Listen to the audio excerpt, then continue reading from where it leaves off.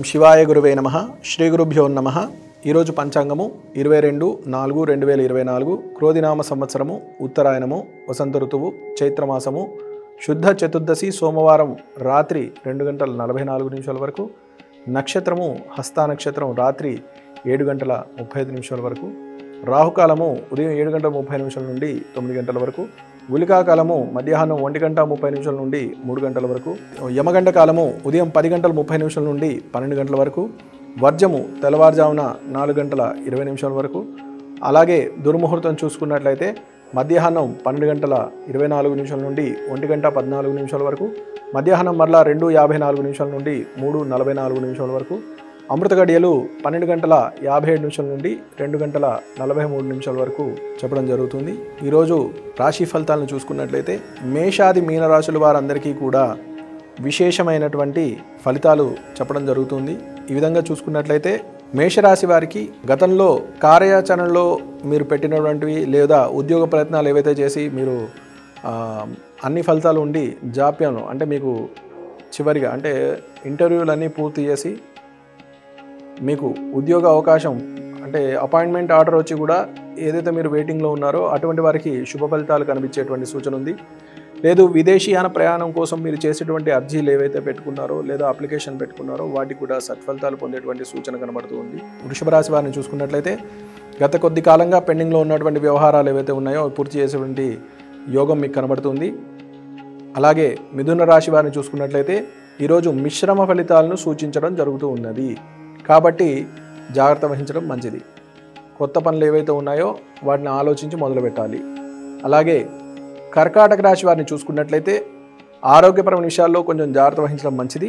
అలాగే గత కొద్ది కాలంగా పెండింగ్లో ఉన్నటువంటి వ్యవహారాలన్నీ కూడా తెర మీదకి రావడము, గతంలో అంటే మనకి చంద్రగ్రహణము ఇవన్నీ జరగలేదు కానీ ఆ చంద్రగ్రహణం సంబంధించిన సూచనల వలన లేదా చంద్రగ్రహణం జరిగినటువంటి వలన కొంచెం మానసికంగా కొద్దిగా ఇబ్బంది ఏవైతే ఉన్నాయో అవన్నీ తొలగడానికి ఈరోజు మీ దగ్గరలో ఉన్నటువంటి దేవాలయం ఏదైనా ఉన్నట్లయితే ఆ దేవాలయంలో అంటే శివాలయం అయితే తెల్ల వస్త్రము, బియ్యము, పాలు, పెరుగు అంటే చంద్రుడికి సంబంధించిన వస్తువులు ఏవైతే ఉన్నాయో అవన్నీ కూడా దానం ధర్మాలు చేసినట్లయితే సత్ఫలితాలు పొందుతారు.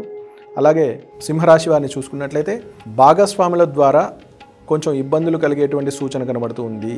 అంటే అది మీ సొంత మీ అన్నదమ్ములైనప్పటికీ లేదా బయట వ్యక్తులైనప్పటికీ మీరు భాగస్వామ్యంలో ఏదైతే వ్యాపారం చేస్తారో దానివల్ల లెక్కల్లో కొంచెం అవకతవకలు జరగడము అటువంటి ఏవైతే ఉన్నాయో అవన్నీ కూడా ఇబ్బంది కలిగేటువంటి సూచన కనబడుతుంది. కన్యా రాశి వారిని చూసుకున్నట్లయితే ఉన్నత అధికారుల ద్వారా ఉన్నత ఉద్యోగుల ద్వారా మీరు కొంచెం మానసిక ఆందోళనకు గురయ్యేటువంటి సూచన కనబడుతుంది. కాబట్టి జాగ్రత్తగా వారు చెప్పినటువంటి విధి నిర్వహణ ఏదైతే ఉందో సమయపాలన చేస్తూ పూర్తి చేసినట్లయితే సత్ఫలితాలు పొందేటువంటి సూచన కనబడుతుంది.